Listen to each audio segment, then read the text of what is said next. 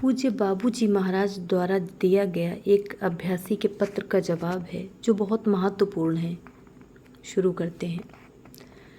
अजीज को एक यह शिकायत है कि एहसास नहीं होता और हर शख्स यह शिकायत कर रहा है, मगर तरीका मैं आपको बताता हूँ।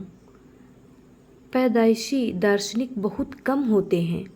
शायरों के बारे में यह ज़रूर कहा गया है और संत भी अक्सर बल्कि ज़्यादातर कम पढ़े पढ़ाए आते हैं। तरीका यही होता है कि जो कैफियत सामने होती है उसमें यकसुई के साथ गौर करें कि यह क्या बात है। यह चीज़ जो एहसास हो रही है उनमें हल्की, भारी या मध्यम कैसी कैफियत मौजूद है। आज इसका असर दिल पर क्या हो रहा है, यह तरीका है। और इस मद में आखिरी बात यह है कि जिस वक्त आप हृदय क्षेत्र के लोह पुरुष को ब्रह्मांड मंडल में अपने आप को पैबस्त करेंगे, उस वक्त मैं वह बिंदु जिससे कि एहसास बेहतर हो जाता है खोल दूंगा।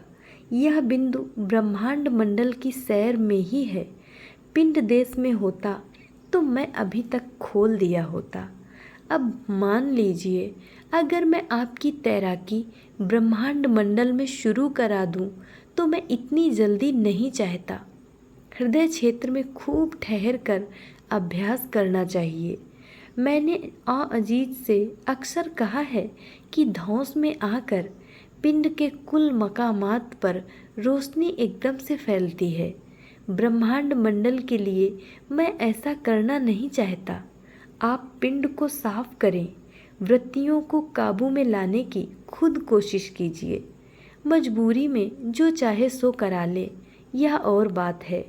मैंने अक्सर चाहा है कि पिंड देश के जो मकामात हैं मैं उन पर संक्षेप में रोशनी फेंक चुका हूँ। चाहता यह हूँ कि एक एक बिंदु लेकर उसकी सैर करा दूँ। अभी तक इसको न करा सका क्योंकि इसमें बार बार मिलने की ज़रूरत पड़ती है और इसमें मिलना ज़्यादा अच्छा रहता है।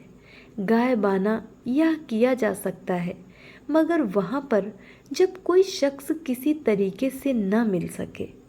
अब इसमें एक बात यह ज़रूर रहती है कि अपने आप अगर सैर बढ़ाता तो बड़ी हिम्मत तबीयत में बढ़ती है और लुत्फ़ और सुरूर अपनी कसब किए हुए हालत का ज़्यादा आता है। जैसे कि लोग कहा करते हैं कि अपने हाथ का बना हुआ खाना ज़्यादा लजीज होता है। इस मद में मैं आपका मोहताज हूँ। जैसा आप कहेंगे किया जाएगा। अक्सर लोगों से इत्तेफाक पड़ा है कि मुझको यह कुल सैर अपनी ही हिम्मत से करानी पड़ी है। किसी ने अपने दिल में मोहब्बत इस हद तक पैदा नहीं की कि खुद ब खुद सैर हो जाती। मेरी तबीयत में जल्दी है। मेरे गुरु महाराज ने इसको मेरी हैसियत के हिसाब से बहुत कम किया है।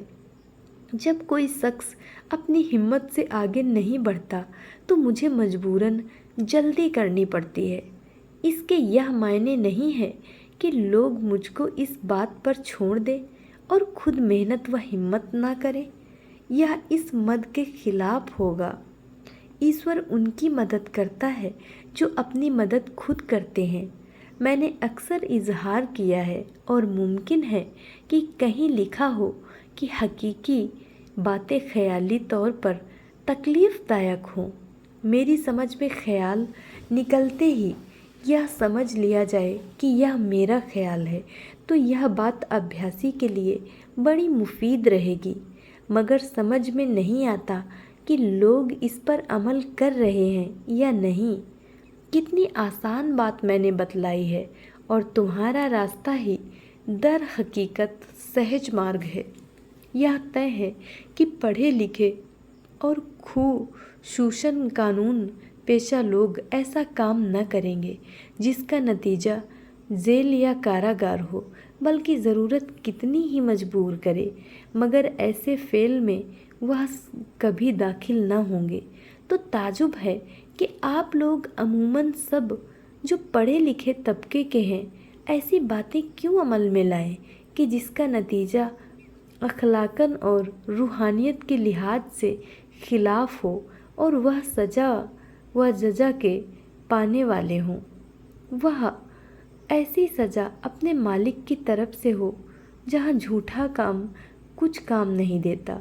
इसके मायने यही समझे जा सकते हैं कि उसको ईश्वर से डर इतना भी नहीं जितना वक्त के बादशाह से है।